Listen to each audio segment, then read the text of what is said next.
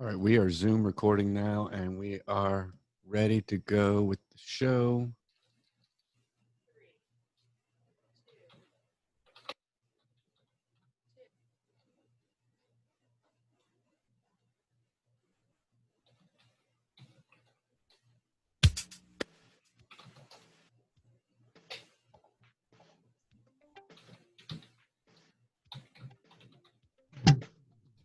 Welcome to 80s Music Exposed, the podcast in which we review all the best albums of the 80s, 1 month at a time. We will break them down, give you the skinny, and duke it out over whether you should or should not dig these back out again. If you are ready for an 80s music deep dive, from Public Enemy to Wham, Eno to XTC, Madonna, hair metal, reggae, and all points in between, then crank the boombox, turn the Walkman up to 10, and let's go.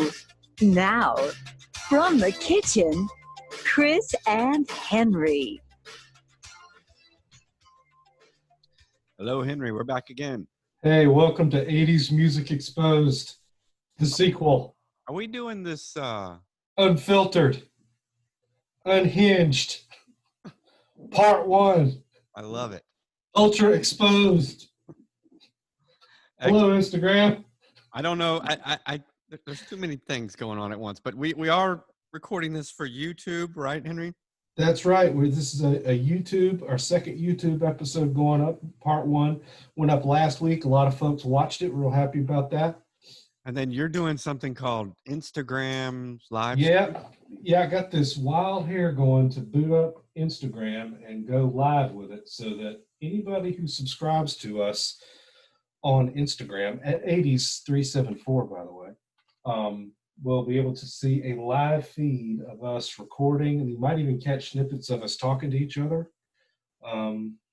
You'll certainly hear me. Right now, the Instagram live feed is just hearing me talk and not hearing you. So what I'm going to do is unplug my headphones. Henry, I think all they need to hear is you, actually. I think that's perfectly fine. So there you go. If anybody's smart enough to boot it up at 7:30 on a Wednesday night, not even our usual podcast night, then they can take a look. They could be like that guy in the closet. In the closet? Who's the guy that did that? Oh, you put me on the spot. In the closet? Who's the guy in the closet? Instagram, who is it? Henry, I'm just going to stay safe and remind people that they can still listen to us the old-fashioned way, like on any of their favorite places where they can listen to podcasts, like Apple Music. Is that a thing still? Apple Music, right? Apple Podcasts. Apple Podcasts, sorry. Stitcher, Spotify, all those old reliables. You can still get it. Even these podcast aggregators that have like Russian symbols on them and stuff is starting to pick us up. So perfect. We're really happy with that. But we're on a beeline to get to 1,000 subscribers. If you podcast listeners would find us on YouTube, it would really help us out. If you like us and listen to our pod, please consider checking us out there. There you go. There's the plug. And Henry, I'm going to real quick, just because it's only our second YouTube video, introduce the way we pick the records for the show, how the show works. Basically, we are going through the 80s 1 month at a time, and we are taking 5 records that were released in that month and reviewing them and going back all the way through the 80s. The method that we use to pick the records is called the RAGS method. There's 4 ways an LP can make the show. Number 1 is R. That's the Rolling Stone 4+ or 5-star review from back in the day, not currently, but how it was reviewed by them back then. There's the A, which stands for All Music, the All Music website, which is a current website which says that they've rated and reviewed, claims that they've rated and reviewed every album that's been released, pop album or rock album in the United States. We will, if it's got a 4+ or a 5-star rating there, then we will review it. G is for Grammy nominated or Grammy winners from the year that we're talking about. And then S is for stuff our listeners want reviewed, or what we like to call shit we like. Did that cover it all? Right. Yep, that covers it all. Did you want to tell us something about special picks that you make throughout the year? Yeah, so if you listen to our show from the beginning, Henry absolutely just despised this idea in the beginning, but I think he's coming around to it. In fact, he suggested that we create a sound effect for it, which I might have done. I'll show you here in a second, Henry. We see what you think. But it's Okay. called Chris's 80s music canon list, and these are the albums that I think are the absolute must listens if you're going to get the shorthand version of what the 80s were about. So if you were going to go, I can't listen to all these records, but I really need to know. This list, by the time we get done, will be our list of the most essentials. And it's not necessarily the ones that I like the best, because there's some stuff on there that I'm not that big on, but I feel like are critical to knowing what the 80s are. And Henry, if So we pick something for canon, this is the noise you're going to hear. Are you ready? I'm ready.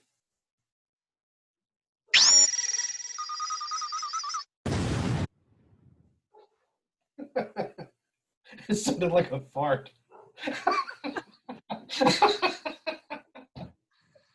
Oh, that is a Star Wars plasma cannon, sir. So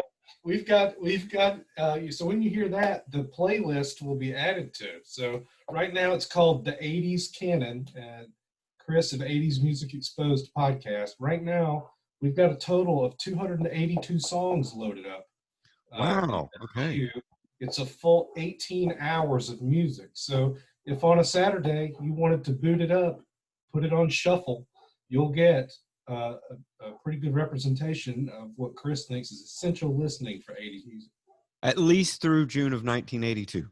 Yeah, so by the time this is over with, we're probably going to have about 2 weeks worth of listening. So. Yeah, I think so. I think there'll be more than 50 albums, but we'll see. We'll see. So Yeah, Henry, there's a number, like you said, there are a number of surprises on there. I encourage people to check it out. I'll put it in. and it's not just stuff that we like, right? It's stuff that we Yeah.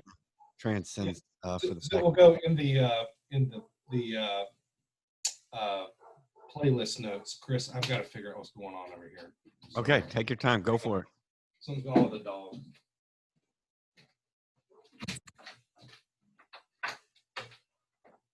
What are you doing? Hey. Oh, you need ID from me, right? Hang on a second. Sorry.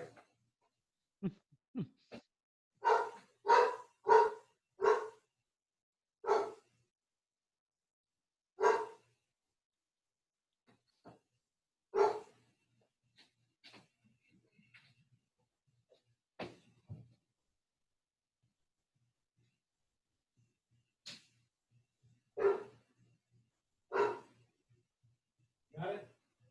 Cool. Thank you. Hush up.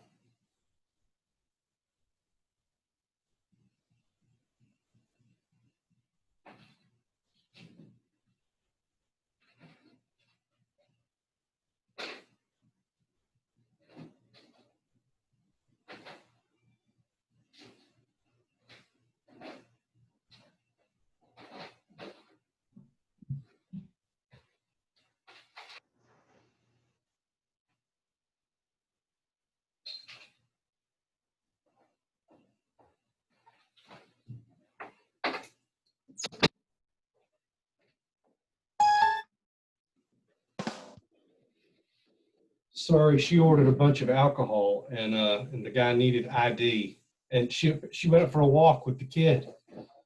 What I love is this is the first time we ever had a break such as this, and it coincides with us going onto YouTube. So people get the show warts and all, right? Hey, sorry guys. All right. Yeah, It's all right. 1811985 is on. Henry's got to get his alcohol on. That's just the way it is. It wasn't. Look, okay. This is so weird. We have a watcher though. It's cool. All right. All right, so moving right along, Henry, I think the next segment normally on the show is significant events, where we talk about a few events from that month to get people in the mood. Are you ready to go back to June of 1982? Yes, I'm ready.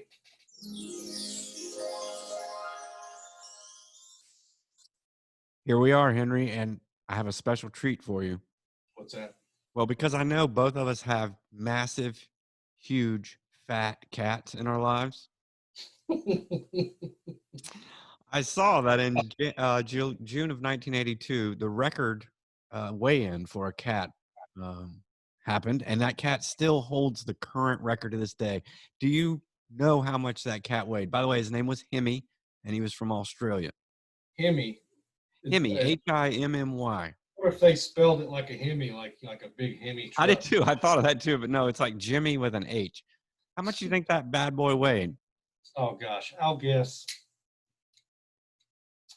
I mean, my cat is the biggest cat I've ever seen, and it is 22 pounds. So I would guess that the biggest cat ever is probably around maybe 10 pounds heavier than that. So I'd say maybe 35 pounds. Henry, it was a 45-pound cat. God almighty, that's a small child. If you look up pictures of Hemi, you can find him on the internet. Hemi's legs don't reach the ground in anywhere. It's I guess Really? he carried around. But he lived to be 10 and a half years old, so good on you, Hemi. Henry, also there were 2 movies that came out in June of 1982. I think this is pretty amazing. These were major movies. You wanna tell the folks about them? Yeah, the first one was released on June 11th. Everyone in the entire world has probably seen this, and it's E.T. E.T. That's correct. Yeah. You want to know a couple of interesting facts about E.T.? Sure. E.T.'s face was modeled after Carl Sandburg, Albert Einstein, and a pug dog. Really, I did not know that. Think about it. Think about E.T.'s face. Does it not remind you a little bit of Carl Sandburg? Just the way. It does. It does. Oh, that's great. Also, here's something less stupid. Like, so Spielberg was working with he produced another movie. It's called Poltergeist. I don't know if you know Poltergeist. Oh, yeah, that's a classic too. So he worked with the director of that, a guy named Toby Hooper. Yeah. Who also did Texas Chainsaw Massacre. And so E.T. and Poltergeist were made to complement each other. Like, E.T. was supposed to represent suburban dreams, and Poltergeist was supposed to represent a suburban nightmare. I can see that. You know that? Yeah, I get that. They even kind of feel like they both have that same kind of Southern California suburban feel too, which obviously they were made Hollywood, I guess. Yeah, I mean, I would never have put that together at all, but apparently that's what it was. No, I wouldn't either. That's cool. What other movie was released in June of 1982, Henry? I couldn't believe this till I ran across it, but Blade Runner came out Man. on June the 25th, and I was like, how the hell did you miss that? I just can't believe how good a fucking month it was at the movies, and I was probably at that age like, I just want to see E.T. 47 times. Yeah, I know. Like, do you even catch wind of Blade Runner when it came out at all? I think I got lucky because I had an older brother.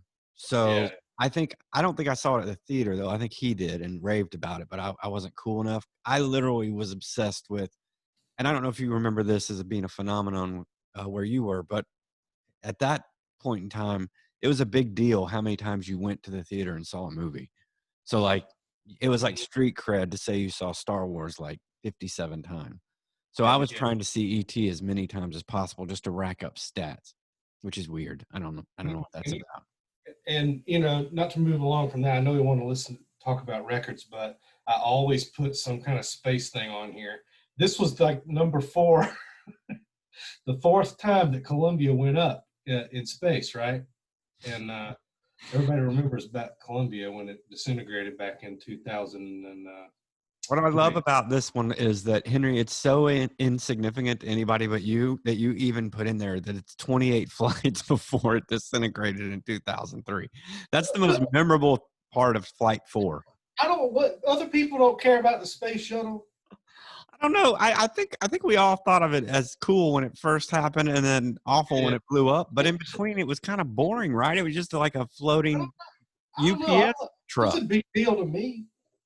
I feel like we could go into this. We could do a whole nother podcast, but I feel like that's the reason we're not on Mars right now, because we decided to go with the pickup truck to deliver satellites. Yeah. Now we have cell phones. They captured my imagination.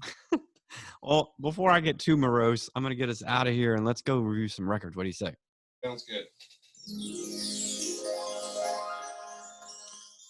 All right, Henry, we're old men again.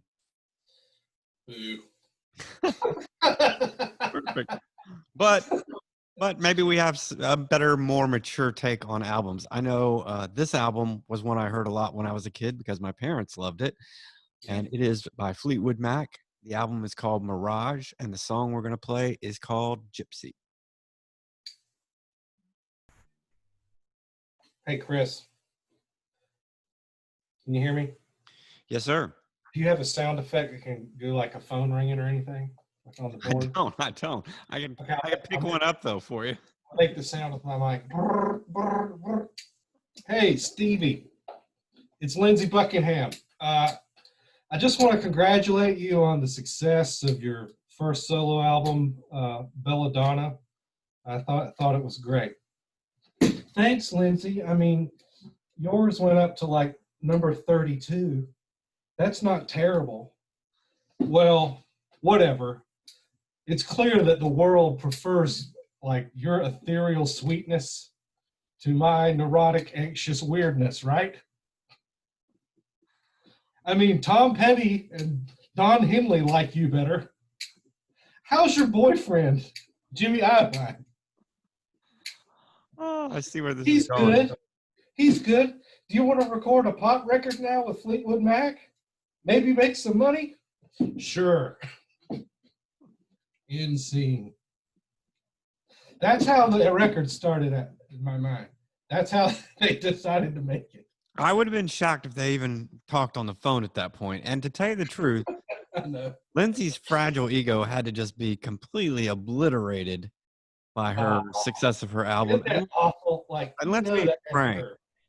What would hurt more? That or that plus the fact that your album cover is the stupidest looking album cover pretty much in album cover Are history. you talking about Lindsay's album cover? Have you looked at that thing? Is that the one with the shiny face? Yes. What the fuck is that? I don't know what he was thinking when he did that. It's That almost, it kind of looks creepy in retrospect, right? I'm wondering if she was just like, no wonder your album didn't sell. You got the stupidest album cover known to man. But yes, Henry, you're right. This album came out of quite a bit of continued infighting with this band, which of course is famous for their Rumors album, which they turned their many, what do you want to call it? Their different pairings within the band, romantic pairings in the band into an album. This album, Henry, did really well. And it did, I think, exactly what they asked or wanted it to do. This was coming off of Tusk, which it was an album we reviewed earlier that we really liked, which was kind of their more experimental, welcome to the 80s kind of album. And I think they thought, we need to get back to being the huge money-making Fleetwood Mac, especially since they all apparently had massive drug habits at this point. So I read what you said too, that I think it was, his name would start with a C, Colliette or something like that, who said they did more drugs during this than they did during Rumors. Yeah, and I've always heard that was the legend, that this was when Stevie Nicks' cocaine habit was getting up into like mid-70s David Bowie level, where she was getting paranoid and seeing weird stuff and all that kind of thing. But yeah, I think they were barely talking at this point too. I know that there's a legend about when they made the videos that they were fighting so bad they could barely get, the director of the video could barely get the videos made. However, Henry, so with all that said, it's interesting that they made what a lot of people consider a great record. It's their fourth studio album in the Nicks Buckingham, I guess, classic lineup, I guess what you would call it. I wrote it down as the fifth, but maybe you're right. Maybe it's the fourth. I think it's the fourth, but I could be wrong. It's the third from the beginning, including the blues band stuff. But right. I wrote that it's the fifth with that incarnation. I don't know what that means. But. Okay, maybe I missed one. I was just doing it off the top of my head on that one. Okay. I thought I knew it, but so Henry, the weird thing about this is I don't know. I guess if you look at it closely, like we were doing to review it, and you see the hits that are on it, and that it did exactly what they wanted it to do, and it was super successful, I should like it a lot more. But Well, let me, I don't really like this I'm gonna- record that I much. know, I know you don't. I'm gonna try to sell it to you if I can. Okay. Because, and the reason why is, and I was with you, like I first pass, I was like, I don't know what I think about this. Gypsy, okay, is a goddamn like slam it right on your tombstone forever kind of song. You know, Wait, that's and can I interrupt you 1 second right here? Because don't you know your original point with Lindsay? That had to hurt even more because she even she wrote didn't even put her best song on her solo album. She saved it to crush his ass on this. this one. Right. Okay. Now Go ahead. you're gonna bring it and make me work on this. Right. Right. Fuck me. As if he didn't need any help being a Yeah. neurotic mess.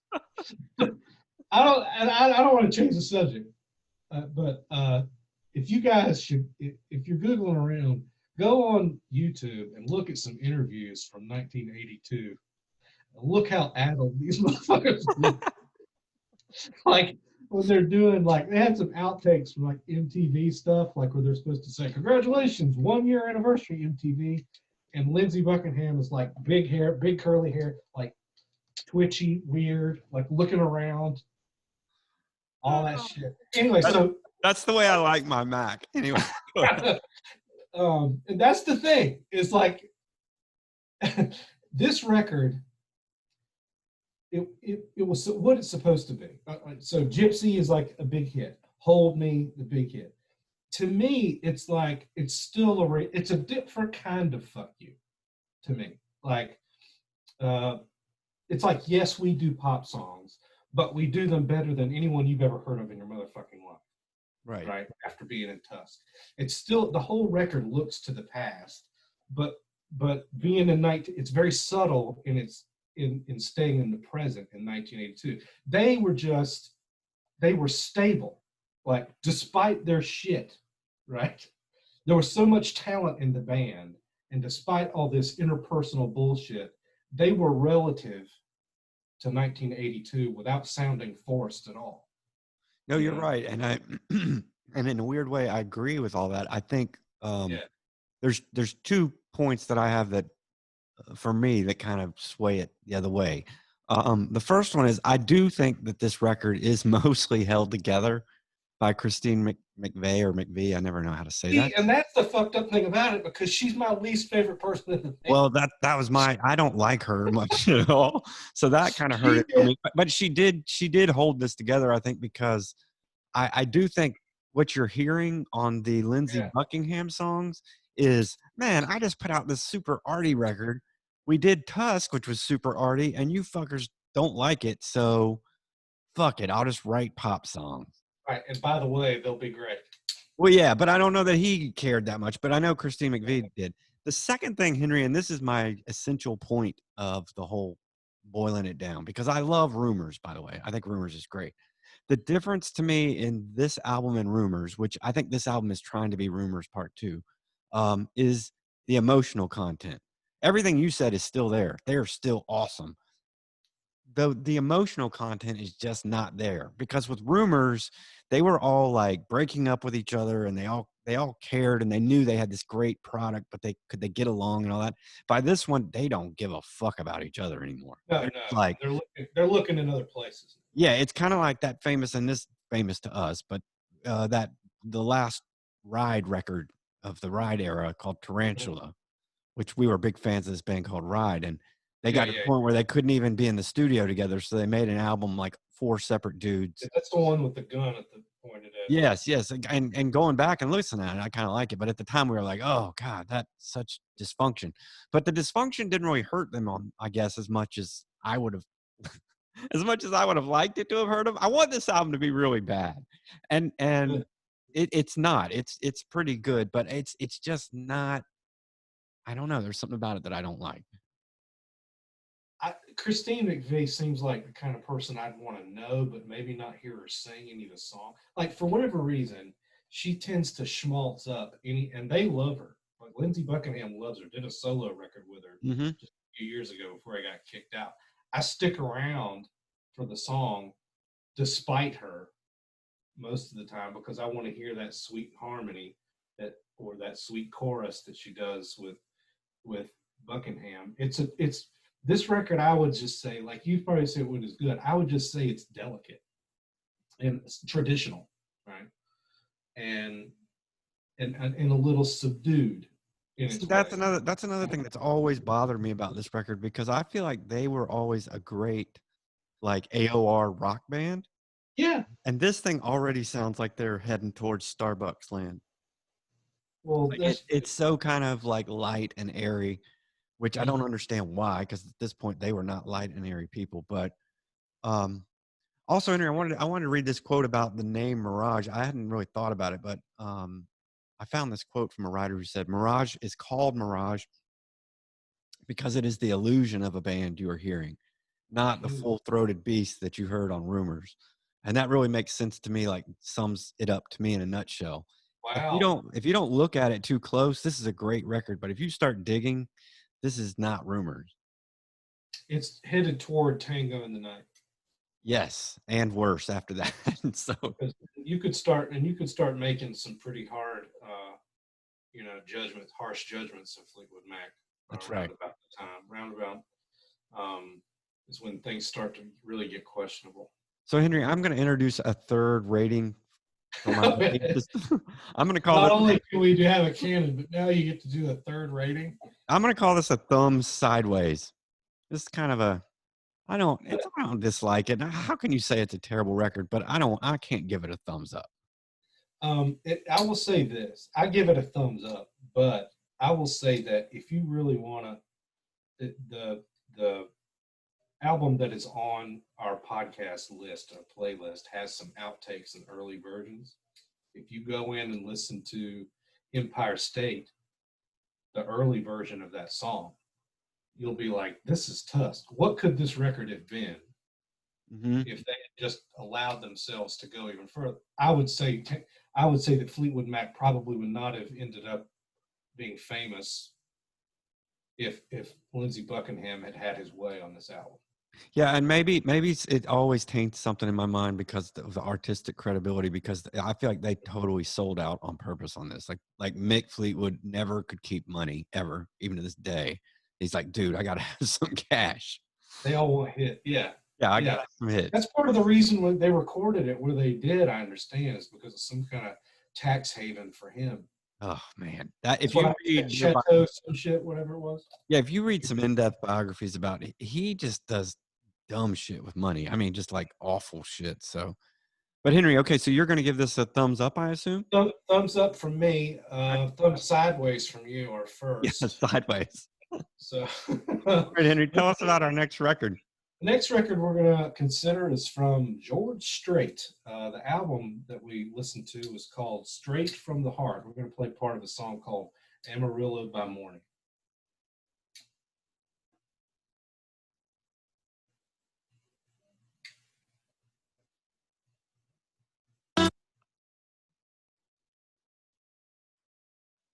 So, there we are. I had to give it its full. I had to give it its full time. I mean, equal time. You probably picked one of the not great songs on it. You know why I picked it? Because you didn't like it, and it's my dad's favorite song. Oh, really? He loves George Strait and he loves Amarillo by Morning. He actually attempts it. If you really want to hear a brutal version, listen to my dad do karaoke to Amarillo by Morning. Wow. I mean, I gotta say, I'm probably on your dad's side with this George Strait stuff. Well, let me give him props first for the things I can. The dude can sing. Yeah, I have no problems with his voice. And also, Henry, my first exposure to George Strait was, for some reason, back in the day on cable, I came across Pure Country, this movie that he did. I don't know if you yeah. Is that the one where he looked that he had a 5 o'clock shadow or something, or maybe just a little bit more than a 5 o'clock shadow? A little bit more, and it's kind of this, like, to me it was like Urban Cowboy trying to but I thought he was great in it. I thought he's a good actor. I didn't have any problem with the guy. I thought he was just an actor. I didn't know who he was. But yeah, I'll tell you, and Henry, you can tell me what you think about this. So around this time period, you've got this movement that I think we've covered a little bit. You start the inklings of Americana are starting. You've also got this LA, um, I guess kind of like, it's kind of cool to me. It's kind of like LA punk, new wavy version of country music, starting with like Dwight Yoakam and Lyle Lovett and these guys that are doing um, a different form of country. So you've got that going on, and you got the Americana stuff, and then you've still got what I guess I thought of as traditional country, but like Willie Nelson and the outlaw country guys, all that's cool. And then you got this shit that starts, which is dubbed neo traditionalism, which to me like skews heavy on the Western instead of Yeah. country, and it's like it's shit. So it's like I looked this up and I was like, who are the main players in this? George Strait, don't like him. Garth Brooks, fucking hate him. Alan Jackson sucks dicks. Randy Travis, just don't even go there. Would he be called a new traditionalist too? They were called neo-traditional country. I never even called it that. I didn't know this. I looked this up, but I was like, yeah, this it put a name, Henry, to all the crap that I hate in country. So I didn't like this album at all. I thought it was more Western than country. It didn't sound Southern to me at all. I enjoyed it, mostly because of that. Like, I thought it was weird. Like, Strait is kind of apt for his whole shtick, right? He even named records Straight from the Heart. He didn't know Straight, some other shit, right? I'm shocked that there weren't more puns on Strait with his albums. I thought there was going to be like straight to the point, straight from the heart. Can I give you another weird, ironic thing? He's called George Strait, but you should look at that album cover. Oh yeah, I'm with you on that too. And I mean, like, but I think people called him a traditionalist. I mean, there were some thoroughly modern guitar textures on the record. You know, like The Only Thing I Have Left. I think they pushed that to the bottom of the mix. But I thought the songs were well crafted. That's the one that irritated me the most was that Marina Del Rey song. I don't know why it leaned into that sort of yacht rocky sound a little bit. Yeah, that was the only thing about it I liked. But and here's another thing you're gonna hate. I mean, I don't know why I'm trying to. I like the album, and I'm telling you why you're not gonna like it. It's because he didn't write but one of those songs. In fact, I looked at every record for the next 15, 20 years, and I couldn't find any other songs he wrote. Not a one. So he's definitely not a songwriter. He's a performer. No, but guess who else never wrote a fucking song? Who's that? Elvis. Well, yeah. He never wrote a damn song in his life. Well, yeah, but okay. So, like the test of country, to me, like so far, I think he reached the heights of like George Jones at his best, or any of the others. But you got to know how to inhabit something well and execute on it. This guy, it was that quiet, I don't know what you'd call it, accessibility and dignity that he would carry himself with. I think people were attracted to that as much as they were the music. Like there's always the clean pressed shirt. It's like, you know what I mean? Like some sort of dignity associated with it. See, this is what I like, because what you're reading into that is exactly what's not going on. And I'm gonna screw you up. I'm just saying that's why I think a lot of people like it. This record and this actual performer, they were actually on purpose a backlash against the Lyle Lovett Yoakam scene that they thought was going in the wrong direction. They called that the urban cowboy country. And here's the other thing, Henry. What you're seeing with those crisp shirts and all that good stuff, this is conservative country. This is right-wing Republican. Let's get back to wholesome. I mean, you could say that, but I'd say there's a great many like left-leaning country artists that look at that and co-opt it for themselves too. Like, remember who were the guys that they start with an R, the Hispanic guys? You know what I'm talking about? No. All I know is that George Jones would not sit in a room with this dude for longer than 10 minutes, and Probably because he's Mr. Clean, right? he would call him like a couple of words that we can't say anymore in 2020, and then walk out of the room. This album is two songs too short.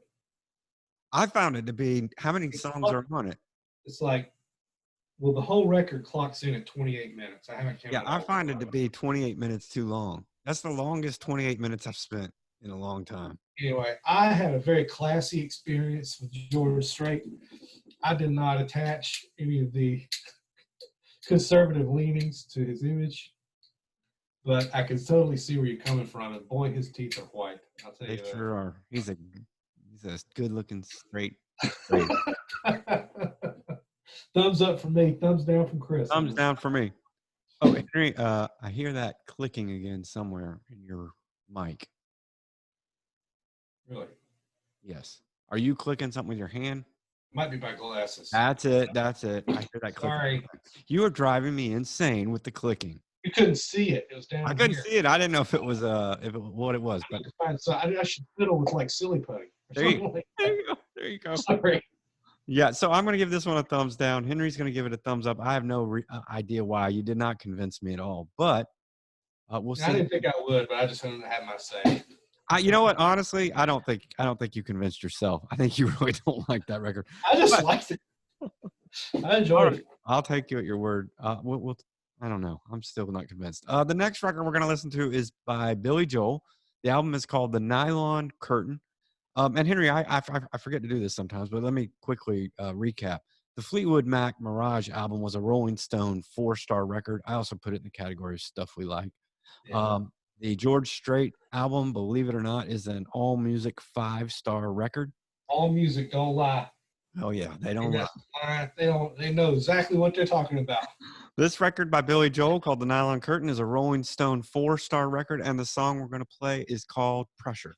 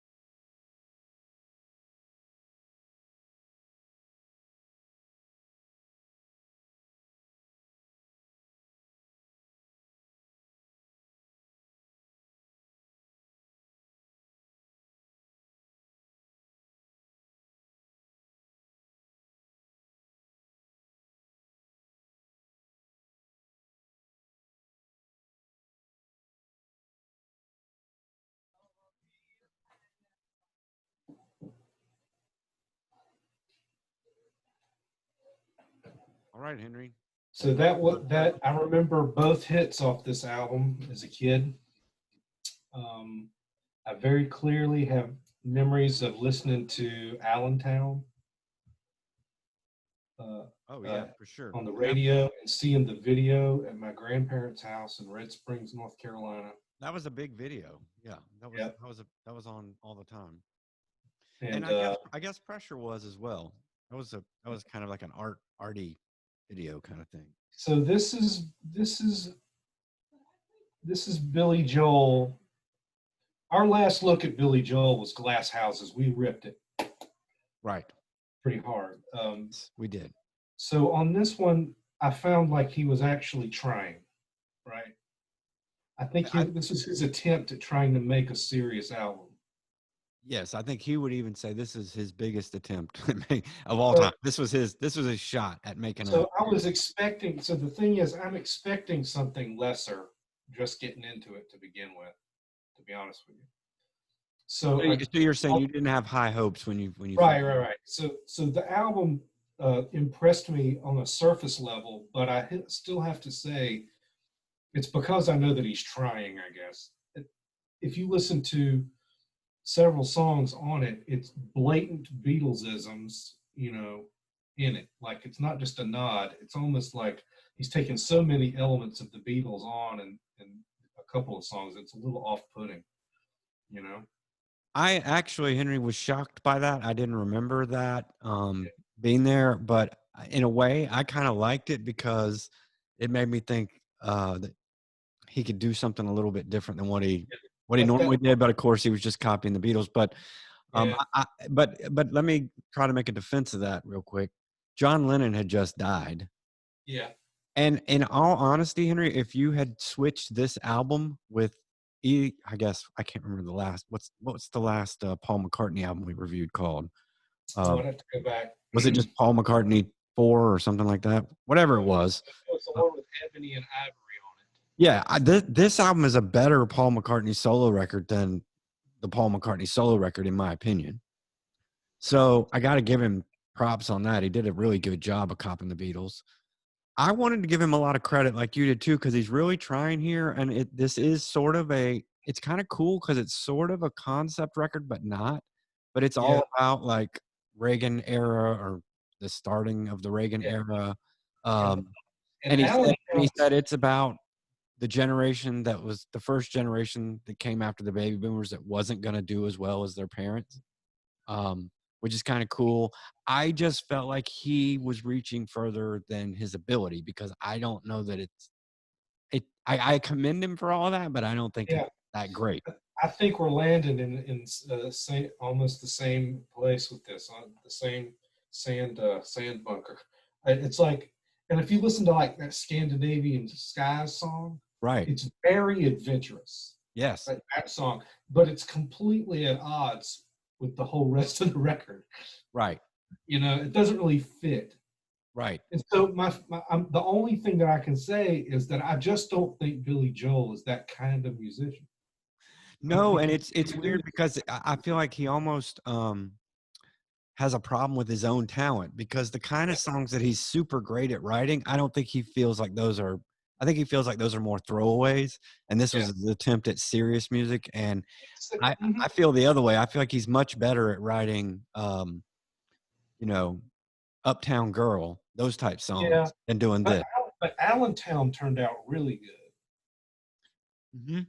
Really, Yeah, like and there's very moments all over this record that turn out good, but it just so doesn't did and come so all did together. Pressure. But I kept thinking you need like a Bernie Taupin or something. Right, That's what I kept thinking. Like musically, this is pretty fucking good, but it's like the lyrics let it down. He doesn't have any lyrical insight, or I'm not saying he doesn't have any, but it's what he's got isn't so great. right, At least you can't hang in the whole song on it. Is doesn't seem to work. right. I agree. And that's a hard thing to say because I listened to it. I'm really glad he saved that sax bullshit to the end. Right. 'Cause, Yeah, I like know that's not your favorite. it ain't the sappy sax ruins that stuff for me. So yeah, I got to give this one a thumbs down. But I'm giving uh, this one another sideways thumb just because the guy tried so hard. And actually, I can't give a thumbs down to an album that sounds like a better version of a Paul McCartney solo record than Paul McCartney could make. I got to yeah, at least give it a sideways thumb. And Henry, I really did want to like this record because I'm not a big Billy Joel guy, and I applaud him for trying. But boy, it just doesn't quite hit the mark for me. and I think the title. Correct me if I'm wrong. Um, I I read somewhere and I didn't write it down, but that the nylon curtain had a lot to do with peeling back the veneer, and I guess he meant that in both a song way and in the world around us. So looking at the underpinnings of things like the Vietnam War and stuff like that. Right, right. So yeah, sorry I gave it a thumbs down, but I was impressed a little. Yeah. All right, Henry, give us our next one. Okay, our next one is un momentito. Band called ABC. The record is called The Lexicon of Love, and we're going to play The Look of Love Part 1. The Look of Love Part 1.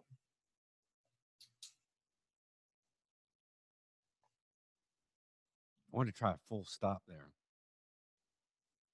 Was that that was just a break, right? That was a break. I was going to try Wow. that a fade, and I was just going to do a hard stop. What'd you think? That's pretty good. That's like a really good, like a real professional edit. We try here. Trevor Horn from the Buggles produced this album, and my first look at ABC was probably didn't have anything to do with this album, but it was, oh gosh, When Smokey Sings. Do you remember that? So you're a couple albums later. Yeah, I didn't even know anything about these guys until then, and so I was already soured on it and would never given them a look. Like, I put them in the Spandau Ballet box. Okay. Well, yeah, they were definitely in the Spandau Ballet box, but a lot of people like that. I know. Not a terrible box. I know. I mean, I'm not saying it's the worst thing ever, but I didn't really care for it that much. I felt like I sort of dismissed them a little more easily than. Well, I think everyone would agree, though, that Henry, this record is quite a bit better than by the time they got to that. So, what did you think when you went back to this? Guys, they were funky as hell. Like, I was really surprised about that. And as the record went on, I got used to his voice somehow. Martin Fry. So that's interesting. His voice is something you were never big on. I was never a fan of it per se. I think I don't know what it is. I think it's a very strange delivery. Kind of, I don't know how to explain it. Yeah, I think he's very. The thing I didn't notice until going back and listening to this, Henry, is there's a band now called The Killers that I feel like cop them quite a bit. But there's this like almost melodramatic quality to his voice. Yeah, like showman-y kind of. Yeah, it's almost like he's wanting to do well to me, and I think the cover of the album kind of looks this way too. It's almost like the music is almost written to be in a musical. It's like right on the edge of and I think the song titles too, with this part 1 and part 4 stuff, it's almost like it's the music from a musical that you've never seen. And I think that was part of the way he wrote it. It is kind of a concept record about trying to get into a relationship and be suave and cool and sophisticated and not being that way, which I think is interesting. But me giving them a listen really comes on the tail end of listening to some other kinds of music that are set up, not exactly like this, but a little bit like Roxy music and maybe even Duran Duran, right? Which and they see, I don't know, it's like something about ABC's dignity has been stripped away for me in some way. Like, the musicianship is good. The presentation has a tendency to feel kind of maybe frippy and silly to me, right? It may say more about me than it does about ABC. I don't know. Well, my personal opinion was always soured on them because I always thought they were an imitation of Roxy music that wasn't as good. Or there was another band that we listened to a couple months ago called the Human League, which I think Dare. Yeah, the album Dare, which does a lot of what this album does, but a lot better, in my opinion, with a lot more, I don't want to say heart, but with a lot more artistry. This is definitely trying to be commercial, but I feel bad for these guys, though, Henry, because I feel like every time I've ever read anything about them or talked to anybody about them or any of that kind of stuff, everyone's always trying to compare them instantly to other bands. Like, they never just talk about this album. And I was shocked when I started reading doing the research on this. This album was huge in England. Okay, it went to number 1 in the UK and spent 50 weeks there. There were a lot of people in England that are huge fans of this. Like, it was massive. It also was their debut record, so it's kind of got this folklore about it, similar to a band that we loved in the 90s called the Stone Roses, where it's like they came out with this record that changed everything in the nation, and then kind of didn't really ever were never able to follow it up to that same level. Then they just did something else completely, right? I mean, Well, they did it different styles and stuff, but yeah, but I think they never really stayed with that lineup either. It eventually became basically the main guy by himself a lot. But yeah, and I think that's where you showed up with when Smokey sings, and you're like, well, like all the guys that were in this left, and he was carrying on kind of by himself that way. exactly. So And the thing of the record idea, but see, it also plays to me like a more juvenile. We talked earlier in the pod about, have our opinions. We have more nuanced opinions now as we've gotten older than maybe we had when we were younger. And we saw that with our opinions of The Cure, really.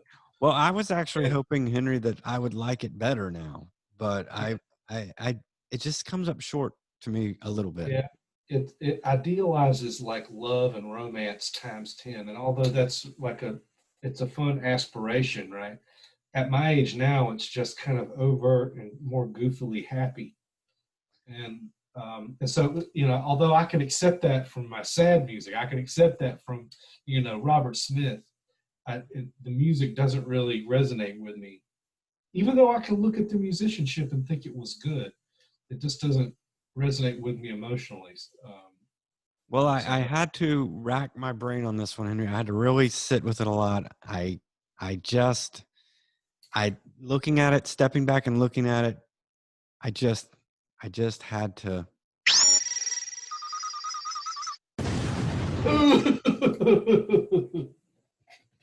Did it. I don't see there's any way around the 80s without putting Lexicon of Love in there, because it was so influential. It was so ubiquitous. From what I read, it was very important. Yeah, so this is canon to me, even though this is maybe the first canon album that I will give it a thumbs down, but it is definitely canon. You can't. Isn't that weird that you give it a thumbs down and put it in the It has to be there, right? I mean, it's just like I don't know what the 80s would have been like without it. You know what I mean? But like so much stuff. I do think you could take some of their swagger and put it on other bands that you've heard too, like, I don't know, Frankie Goes to Hollywood, maybe, right, or other bands like that adopted that kind of swagger. This guy is still at it. He just did Lexicon of Love too. I haven't heard it yet. I don't even know if it's any good. It got good reviews. Yeah, I'm going to actually listen to that one, and I hope that I like it better than this one. This is one that I really want to like, and I want to say, oh, it's like Avalon, and it's an undiscovered great record, but it just misses for me. So, but I am putting it in the canon. Okay, it's in the canon. You got it. All right, Henry, our last record we're going to cover is by a band called Men at Work. The album is called Cargo, and this song is called It's a Mistake.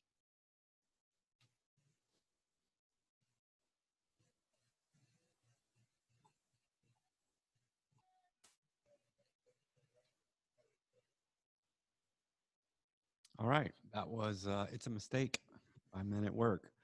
Colin Hay might be the only dude who sings like soulfully that I can. When I say soulfully, maybe I don't even know that I know what I mean when I say it, but do you know what I mean? Like, he's the only guy that sings like that I can actually stand. That's interesting, because all I hear now, and I didn't hear this when I was younger, all I hear now is a Sting ripoff.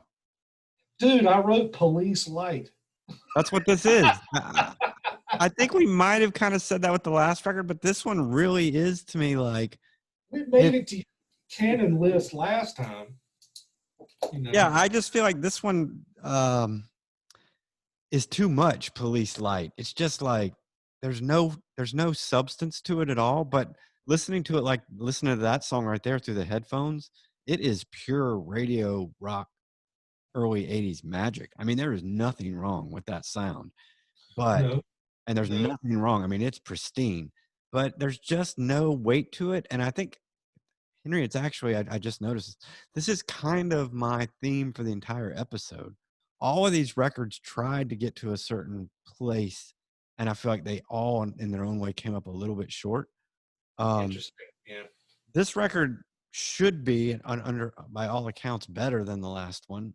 They spent more time on it. They, I think, had finally, before the first Men at Work album, they had not really been together as a band that long, and they'd already toured a lot for this one. So I feel like all the elements were supposed to be there, but it just doesn't hit for me. What about you? I mean, I actually remember I put this song on as I ran the other day, and the first song on the album is Dr. Heckle and Mr. Jive.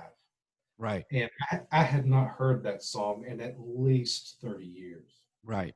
And it was immediate, like, oh my God, I totally remember this. Yes. It took me right back. But weirdly enough, it's like I don't know that anybody else knew this song. I know that I've never talked to you about it. No, but it's But one I remember. you remember it? I guess it was on the radio a little bit, but it wasn't a big So hit. it wasn't, but here it's like it was a hit over there because it was the first. But here, what they did with this record was last time Business as Usual became a hit and rolled into the United States, and they were superstars. But this album, Cargo, was already done, Right, already in the can and ready to go. right. So the follow-up was happening before they even digested the superstar or whatever stuff that was going to happen with Business as Usual for the U.S. They did. They didn't do this as a single over here yet. They did It's a Mistake and Overkill. Everybody remembers Overkill. And that was the third one. Well, with both these albums, though, Henry, they when you hear the hit, are you kind of shocked? You're like, oh, of course, that song is big, and you forgot how big it was. Forgot it was, yeah. Yeah, Which, and it amazes me that they broke up, like after such like a string of like number whatever hits they had. Why would they just quit? well, and that's also if you look at their story long term too, they've had some tragedy, but Yeah. I think it's one of those cases, Henry, where you nailed it with all of a sudden they're swept up in this huge superstardom Yeah. before they're even ready, or I don't think they even liked each other that much. And they were kind of put together a little bit before they started. So it wasn't like five guys from the same school. And I don't know that they all agreed on everything. And I think, how you can kind of, not you personally, but how these bands can get the big head. All of a sudden, everything you've done has worked. And then, somebody else in the band says, well, I want to do this type of song. And you're like, fuck you, so I think there was a lot of that going on. And then, of course, one of the members died not long after. And then there was no way to do the original lineup again. So it was kind of blown that way. But Henry, I think I didn't know that. I apologize. I didn't know that Cargo was made before. Yeah. I guess I'm giving them an excuse for why maybe they didn't. Well, I would say that explains a lot to me, because to me it sounds like if you took the first album and then picked all the outtakes, this would be the outtakes record. It just doesn't quite as good as the first record. And maybe that was the case. They just culled the next best group of songs. A fair amount of musicality here. I mean, I actually liked it. I enjoyed it. And again, I don't dislike it either. And there's nothing about it that's bad. I do like how I kind of kept thinking the whole time I was listening, like, this is their own brand of pop. Like, there's nobody else really doing this. Like, it's got elements of reggae in it. And of course, it kind of feels like they're copping the police a little bit too. But did you feel that way too? It's like, this isn't like normal what you would think American pop. Like if the radio programmers, I couldn't believe that they were like, oh yeah, this is exactly what we're looking for. I kept thinking, is there any other band that has tried to cop that sound and I can't think of any. No, and it's so weird because it's like that's what I expect from Australia. Like, everything that comes out of Australia that's big doesn't sound the same. Like, AC/DC didn't sound like Men at Work, and NXS didn't sound like either of those bands. It's like Australia doesn't doesn't cop its own. All you can hang on Men at Work is that they maybe sounded like the Police a little bit with this reggae stuff. Yeah, and the vocals. I think he was going a little bit there with the vocals, but I'm so shocked that you don't hate this completely because they had a full-time horn player who played No, different types of horn. He did flutes, but I don't know. Somehow I give them a pass because they're from Australia. Okay. I don't know why. Okay, you know. So yeah, thumbs up for me on this one. I'm gonna give this one. You're gonna go sideways all the time. You're creating a third lane. He's creating a third lane. I'm going thumbs up, Henry. I'm going thumbs up. Thumbs up. I'm going thumbs up on Cargo. I like Men at Work in general. I really like the first record. So I'm gonna go. It's a lot like the first record. So I'm gonna go thumbs up. By the way, I didn't mention it, but this is a Rolling Stone 4-star record, and AllMusic gave it 4.5 stars. But Henry, why don't we see what Megan thought of all these? All right, I'm gonna get her on the horn and see what she says. All right.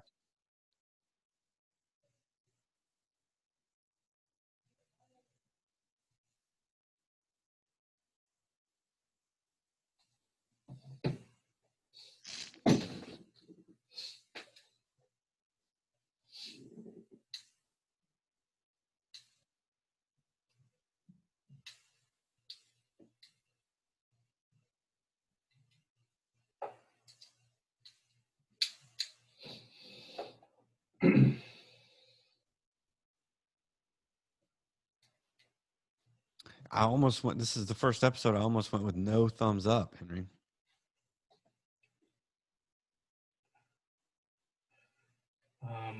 And I've got a Canon record on there too. That's just nuts. It's kind of weird. I don't think I've had an episode with no thumbs up though.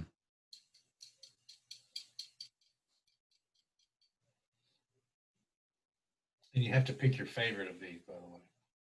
Well, that's the only reason I gave that one a qualified thumbs up. I guess that's my favorite. I really wanted to like Lexicon of Love. I was looking forward to it. Like, man, I'm gonna discover it and be like, why didn't I like this? But nope, don't like it. All right, she'll be here in a minute. Okay. Are we getting anything on our live stream? We had 2 people show up, 3 people show up. Excellent. I don't know how long they stayed, but I'll just make it a habit to do that. We should do it topless from now on. More people will stay. Yeah, just take my shirt off, my man boobs.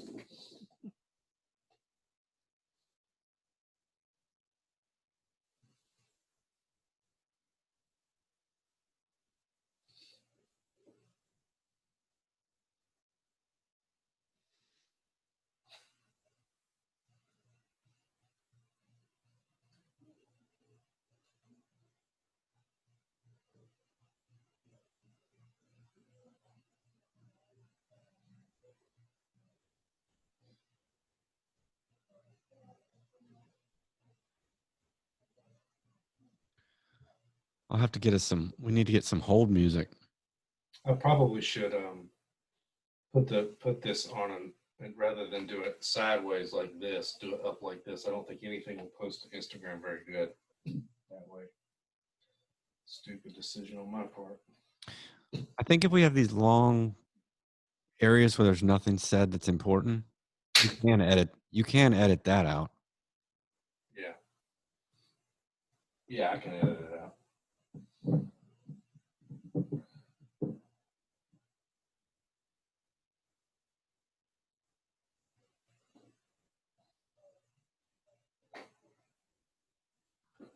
There she is. Hi. Hey, what's happening? How are you? Not much. How about you? We're doing great. Doing great. The house looks awesome. Yeah, you can't see much of it, but the part that you can see, it does look pretty cool. Yeah, that's great. That's great. Congratulations again. Thank you. Yeah, it's really good to be able to, like, I don't know, I didn't have to do a lot of big projects to the house. Like, it was pretty much good to go. So really all I've had to do was just unpack and decorate, which that's not bad. Oh, that's excellent. That's like the fun stuff. Well, maybe not unpacking, but. Right. So tell us about, has the weather changed up there? We got kind of a cool day down here, which kind of shocked us. Yeah, it's definitely, I feel like probably since the last time we talked, it's kind of like turned into fall a little bit. Like all of a sudden it just kind of changed, which I'm fine with. Could be worse. We could all be on fire right now. That's true. Yeah, I I guess you're right. I guess you're right. So it's know. like very pleasant and yeah, like been sunny. I mean, we get some cloudy days because of some of the smoke actually from the wildfires. Really? Yeah, like Wow, it's blocked out the sun a little bit, depending on what area of Michigan you're in because of the wind. man, that just shows you how crazy it is out there. Yeah, like even, I mean, it's not bad. I can't imagine like out there, like, because it's not just California, it's pretty much the whole West Coast, I think. Yeah, that's just it's awful out there. Speaking of Southern California on fire, Yes. what did you think of our first album, Fleetwood Mac, Mirage? Yeah, what did you think about Mirage? Oh, so you're not going to reveal how you feel about it first, like you usually do? Yeah, Oh, I gave it a thumbs down, and I Henry gave gave it it a thumbs a up. thumbs up. Yeah, I think that kind of in between on that is pretty fair. Like What is it's this? not a bad album. You're creating a third lane now also. Bullshit. Sorry. I Okay, created. He's been the whole pod. He's like, can I give it a sideways? I'm going a sideways thumb on a lot of these. Like you can't. I would give it if I had to pick between the two options. All right, I'm sorry, I didn't mean to open up a wound. And you do not have to. I would give it a thumbs up. It's not my favorite Fleetwood Mac record, but I think it's pretty good. It's decent. Megan, just be confident. If you want to give it a sideways thumb, just go right ahead. Yeah, apparently that's a new thing. I'm going to start That's a giving new things thing. sideways. I think with music, it's never black or white like that. So there's Right. there's usually some in between. But I mean, this album, like I don't know, like you could tell they were trying to change their sound a little bit to Yeah. be a bit more contemporary. And now, like listening to it in 2020, those songs where they were really trying to do that, I feel like haven't aged the best, but like there are some good songs on it and they're just so talented. Like I love like Christine McVie's voice. I mean, I was Stevie about to Nicks ask too. you what you thought about Christine McVie. I like I've her never voice been a a fan. lot. Really? Yeah, weirdly enough, like I just stick around to get to the chorus on her song. That's fair. I mean, I feel like she's probably compared to Stevie Nicks, you kind of got a feel for her a little Maybe bit. she's always been in her shadow. Yeah, I don't know. Yeah. But I think Right. that actually Christine McVie has a technically better voice than Stevie Nicks. Not Yeah, as unique probably, but I've never disliked her voice. In fact, I think her voice blends better for the harmonies yeah. than Stevie's. But the thing with her is her songs to me are always much more right down the middle and a little bit schmaltzy sometimes. But Yeah, definitely some schmaltz. I agree with you that this album, and I think Henry and I talked about this a little bit. Their talent is just immense, but it's Yeah. just like it doesn't feel like Rumors, like when they gave a big shit. This one just seems like I don't let's think write they've some tried hits. very hard on this one. I mean, they are so talented that they were able to still produce like The a good cover, record, yeah. Right. which a lot of people can't do. I probably am feeling like maybe this was one of their really heavy coke albums, perhaps. I don't know for sure No, because I'm no, not you're super. you're dead on it. This was supposed to be the heaviest coke time. So your That makes coke, total your coke sense. radar is right on. Cool. What did you think of George Strait? What's it called, Henry? Straight Straight from the talking, heart. straight from the How heart. could Straight you from the heart. forget that? Straight from the I'm heart. trying to forget everything Straight about it. from the I gave this heart. one a thumbs down, and Henry gave it a thumbs up. Okay, so George Strait, I feel like is legendary when it comes to like country music. Like He he's one sure of, is. yeah. I can't tell if you're being facetious. Oh no, facetious I give it a or- thumbs up. He is. Yeah, I mean, I would never probably listen to this record on my own. Like, I don't know what kind of mood I'd have to be in for it, but I don't know. One of my ex-boyfriends, when his grandpa died, they played a George Strait song, and like I cried just because it was like everybody was crying and we are all listening to this super emotional song. And so whenever I think of George Strait, I think of that, which I don't know if that's the best association, but Did they play Amarillo by Morning? no, I don't remember, honestly. Sorry, Grandpa. Not my grandpa.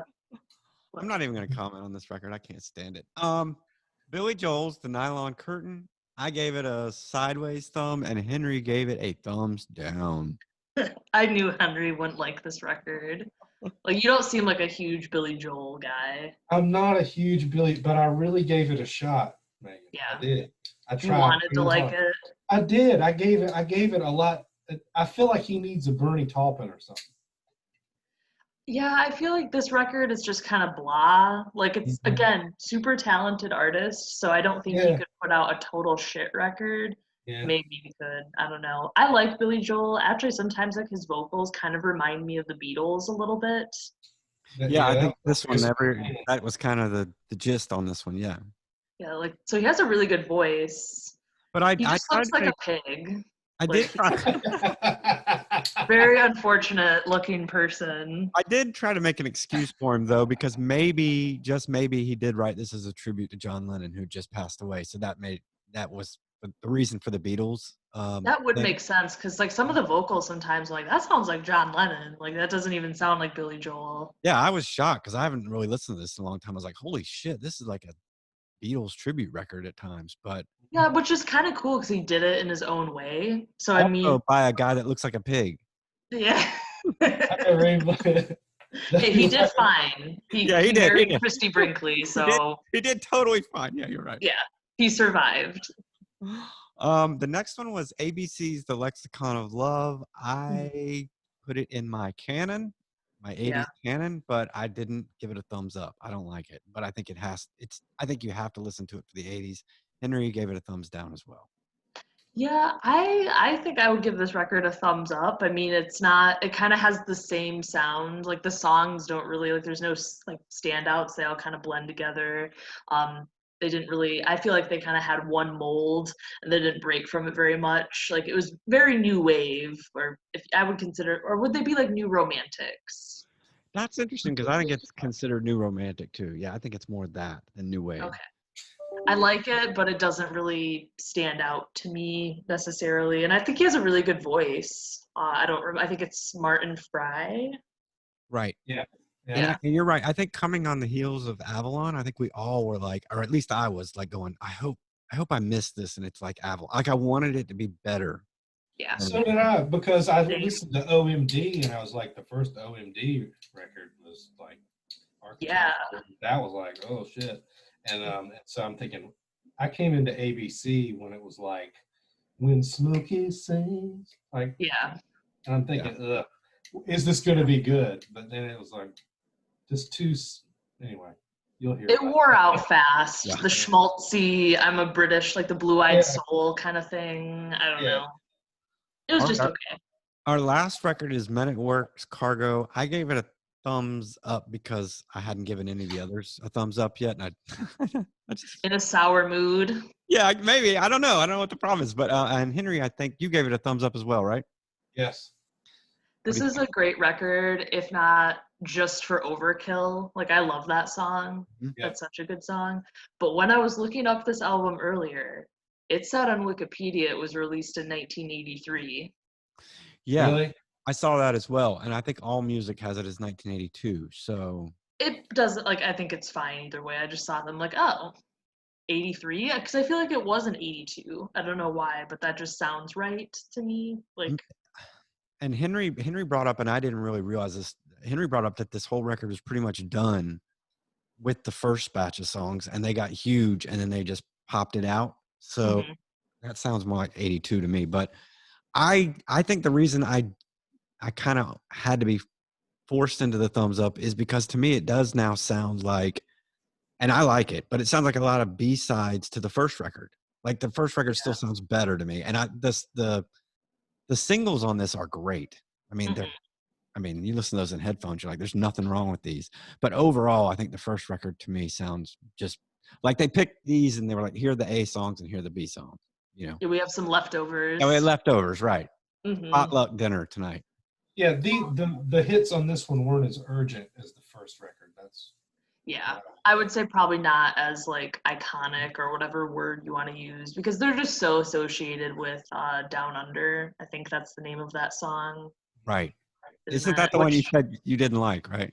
I could live with like the rest of my life, if I could not hear that song ever again, I'd be great. fine with it. Like that's really Men at Work. I like them, and his voice is very interesting. I don't think I can listen to them all the time though, because of his voice. Like I feel like it would maybe grate on me a little bit. Right. But they're good. All right. Well, what is your pick of the month or pick for the episode? I would probably have to say, and you guys are maybe gonna be shocked by this, but I'm gonna pick the ABC record. Yeah, I mean, I can see that totally. Again, because I think it is canon. I think it is very important for the 80s. So I can see where you picked it. I just wish it held up better because, like, I had, like Henry mentioned, I kind of had like this intuition of to what it would be like, and it just didn't live up to it.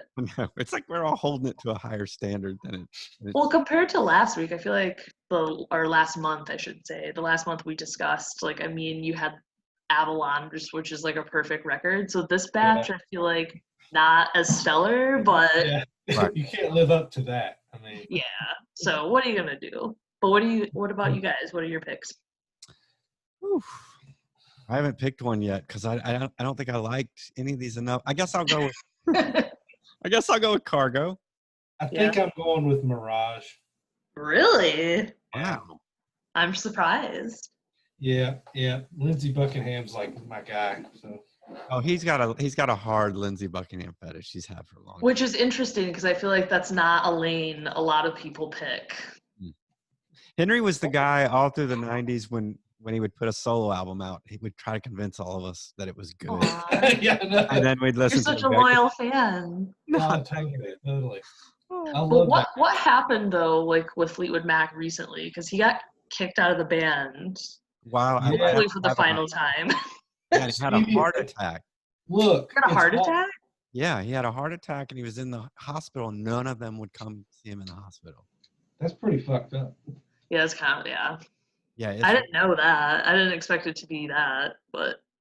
Yeah, it was pretty dire. But yeah, I think she claimed, didn't she, Henry, that he made some sort of comment or something? Or so what I've read is that he, first of all, it's like a band joke that she talks too long when she speaks to the crowd, and they're doing that music hairs thing, and he was back there smirking about her.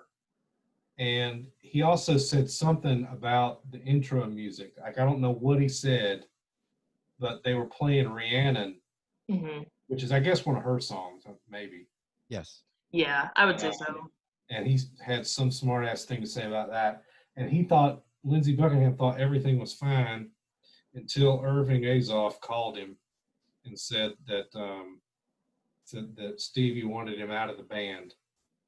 Damn. Because of that stuff. And I've always said, look, in Fleetwood Mac, if Lindsey Buckingham versus Stevie quitting, Lindsey's going to be the one quitting. Stevie Nicks owns the soul of that band. I'm sorry. Oh, totally. If you get rid of her, you ain't got no band no more. No, people would lose interest. Like, she is kind of just the face of the voice. You can get two guitar players. You know, like Chris and I went to see the old ass Fleetwood Mac. Old ass. Like way back in the day, they got two guitar players that covered for him. Yeah. We saw that version of them. But even now, they have to have Neil Finn and the other guy from the Heartbreakers to cover for him in a shitty way. So I'm still kind of. Yeah. Anyway, he got ripped off. It's just sad though. It's just sad too. Like he had a life-threatening thing and they couldn't get over their problems. Like when it was like, holy shit. Yeah, they're so old. Like, right, that's what I mean. Like, you know, it's just dumb. I mean, I just can't see being mad at somebody for that long, like just to piss away all your history. So you're at this point too. At this point in your life, you're going to piss away your whole history over one fucking tour. But maybe and just like smirking and stuff, that just doesn't sound smirking? like. But that's our shtick. That's what we're supposed to do. Dumbass. What if that was one boyfriend or girlfriend that you had when you were like 19 that you now are like, that was dumb, and that person's following you around till you're 65 or 70, and you're like, fuck this person. I'm done with this shit. True. I don't want to talk to this person anymore. True. Maybe she finally got fed up. I think so. I think she was just finally like, God, this She guy. was fed up with Mick Stick Fleetwood. with it for like 5-10 more years. One of you is gonna be dead soon, probably. Exactly. They So like already just They tried every love triangle they could have. Everybody had already had sex with each other 10 ways from Sunday. So what's the thing? You know? yeah. Couldn't we get over it? Yeah, they're a bunch of hoes. Yeah, they were Very definitely. dramatic. That's what was fun about them during Rumors. I loved it. Yeah, Yeah. Made everybody's it doing interesting. flow and rolling around. Great. Well, Megan, can you throw in all the plugs for us?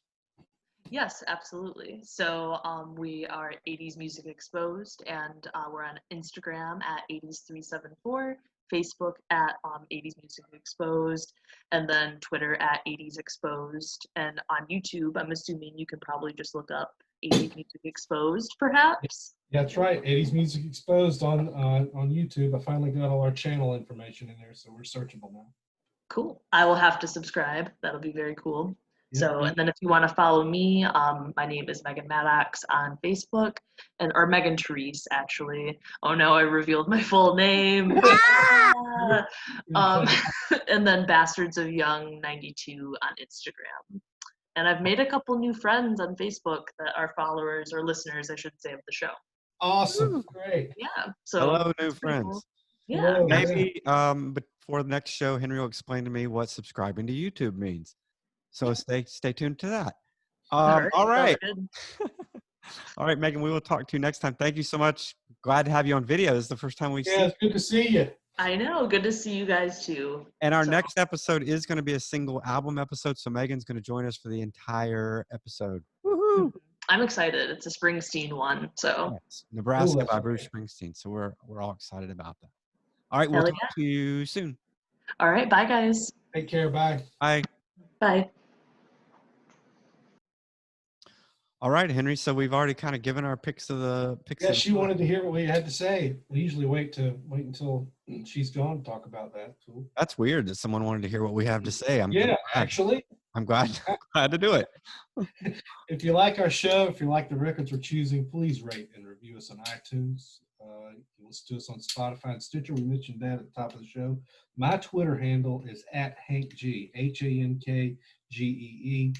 Chris's Twitter handle is @TCIDuke. You got any saved rounds, Chris? Nope. All right. Chris, guess what? What's that? I made you a mixtape.